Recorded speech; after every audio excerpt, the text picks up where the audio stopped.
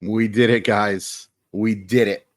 We are finally at the point where we are going to be talking about players who posted positive WAR. Now, we technically talked about two.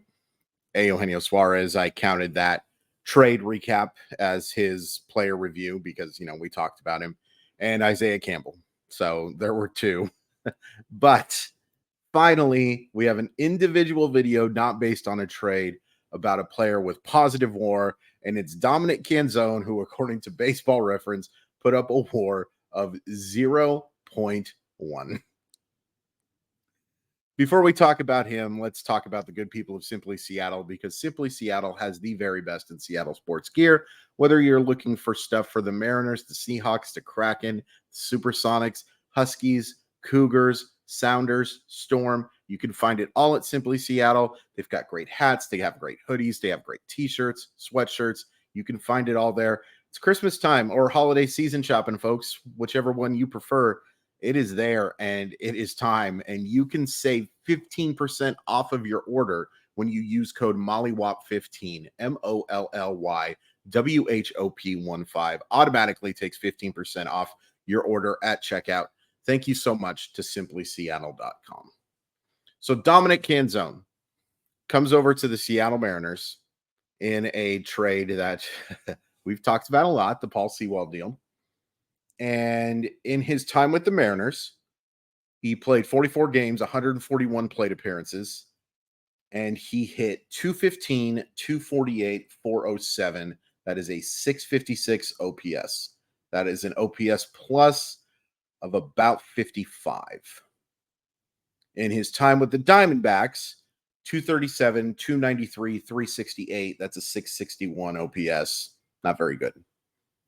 In his time in the Pacific Coast League, and I don't think we can ignore this, folks, 354, 431, 634, 16 home runs in 71 games.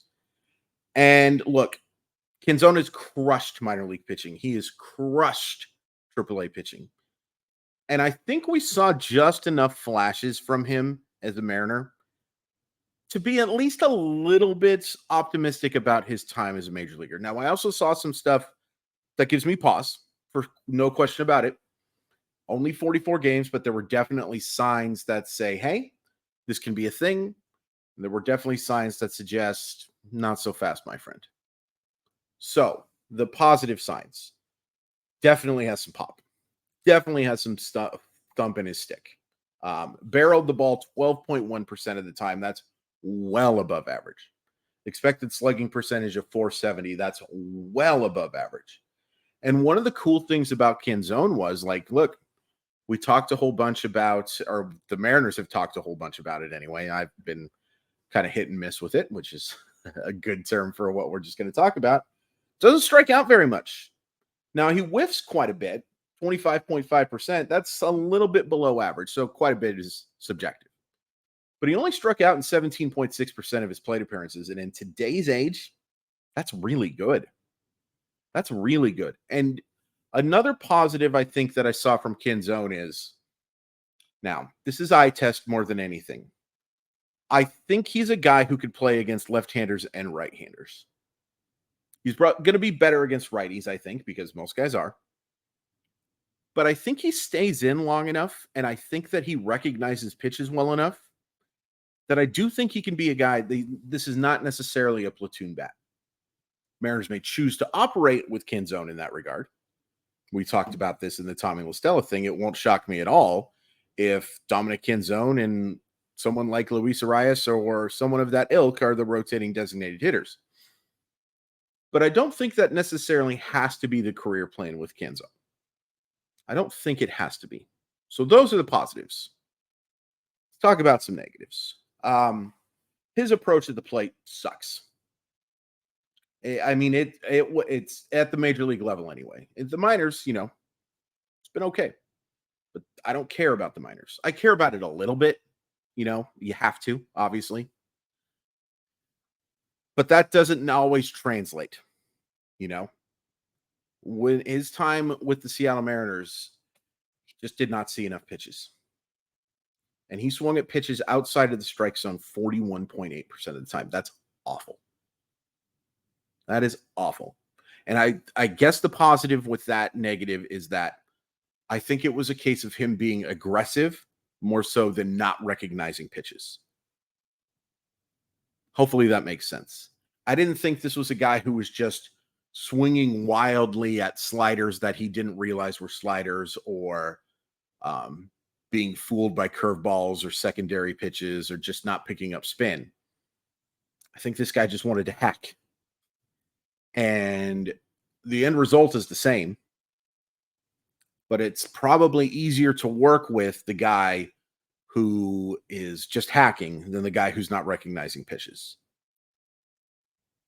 So that I think is a positive with the negative. But he's got to show better, got to show a better approach. The other thing is that I do not think Dominic Canzone is a starting outfielder defensively. He certainly has the arm for it. Really good throwing arm. But he's a well below average athlete.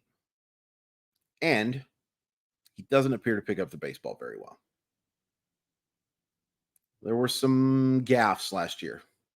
Now he's also kind of Teoscar-esque in that he made the routine look spectacular. He did make some plays. But I thought the majority of the plays he ended up making that looked real nice were based on mistakes made prior. There are worse right fielders in baseball. There are worse left fielders. But I don't think you can necessarily count, like, for instance, Jared Kelenic is a way better defensive player. Cade Marlowe is a way better defensive player. He might be a little worse than Dylan Moore. I don't think Dylan Moore's a good outfielder. We'll talk about Dylan Moore when we get to him. It's probably similar to Sam Haggerty defensively. But that's something that you're asking of him. Whether you consider him the headliner of that trade or not, you want him to play in the field. And I think that we might be talking about a long-term DH. Now, the Mariners need a DH. You counting on Dominic Canzone to be your starting DH next year? I don't love it.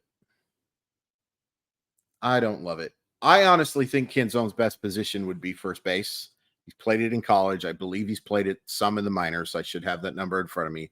I'm almost positive. Let me hit pause just to make sure I'm not talking out of my you-know-what. 41 games. 41 games at first base at the minor league level. So, yeah, he's played it. And he played it in college. I think he would be okay there. I'm not counting on him to be my everyday first baseman, and the Mariners are going to give Ty France every possible shot. So, I mean, and there were really good moments from Canzone too. That home run, I know they ended up losing that game to tie the game against Baltimore. That was awesome. Terrific bat flip. He seems like a very likable player. And I do think there's offensive upside to him. I don't know if you should be counting on him to be a regular in 2024.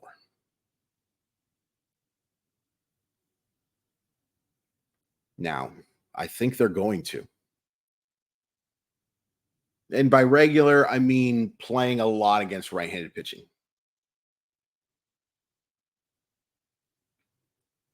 I don't think it's the right call. And if you could move Canzone in a deal, and there would be interesting Canzone for sure, as a cost-controlled player who has had the success that he's had in the minors and showed those flashes of success in 2023. Dang right, Dominic Canzone would have value. I would have zero problem trading him. Zero. Knowing that it could look like a mistake is the wrong term, but like, hey, a guy who could beat you in the coming years, sure. I'll take that chance. I really want to win in 2024. Yeah, I mean, I thought Canzone played okay last year. And in an ideal world, Canzone probably finishes the year in AAA. but we weren't living in an ideal world. A world they created to be not ideal, to be sure. Let's be abundantly clear about that.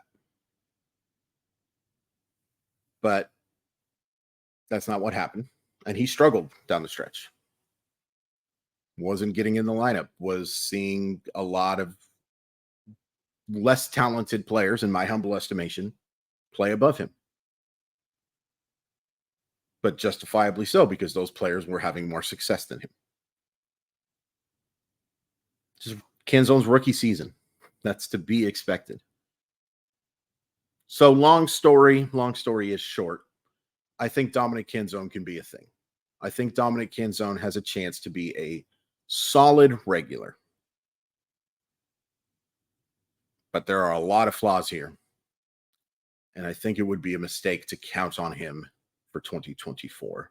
But we're reviewing the 2023 season, and I haven't given grades on the last few of them. I'd give him a solid C+. A solid C+. And I think you have to make a bit of an adjustment here for the fact that it was his rookie year. It was him playing in a playoff stretch. So he gets a bump up from the C he probably deserves. Are you excited about Dominic Canzone? Do you think he has a big future? Do you think he should be part of the Mariners' everyday lineup in 2024? Let me know in that thing they call a comment section. And before you do that, please hit like and subscribe. I'd really appreciate it. Really helps the channel, especially the subscribe button for sure, but that like button obviously helps as well. Follow me on all the websites. Have more stuff coming up. I'm going to try to do a top 20 prospect list by the end of the week. I can't guarantee it, but I'm going to try. And also, for those of you who tuned in on Sunday for the card thing, I'm going to have a random video up later today. I don't know what day this video is dropping, but it'll be that same day. All right. Dominic Canzone.